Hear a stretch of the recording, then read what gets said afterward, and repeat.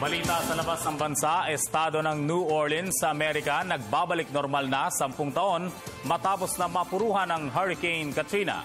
At mga Kurdish fighters nasakop ang teritoryo ng Islamic militant sa Northern Iraq. Ito ang mga globalita ni Edwin Eusebio. Matagumpay nang nalinis ng mga Kurdish fighters mula sa mga Islamic State militants ang mga teritoryo sa Northern Iraq na sinakop ng rebeldeng grupo. Ang Kurdish forces na tinatawag na Peshmerga ang silang tumulong sa coalition airstrikes. Ito ay sa pagsakop sa mahigit 200 square kilometers na unang inokupa ng mga IS rebels. Inilabas na rin ng Pentagon ang video na nagpapakita sa US airstrikes na sumira sa mga armored vehicles ng mga IS militants. Ang mga naturang bihikulo ang gagamitin ng mga rebelde bilang mga truck bombs. Ipagpapatuloy pa ng US-led coalition ang mga airstrikes upang durugin ang mga pwesto ng mga IS militants, mga tinatayong kampo ng mga ito at ang kanilang mga kagamitan.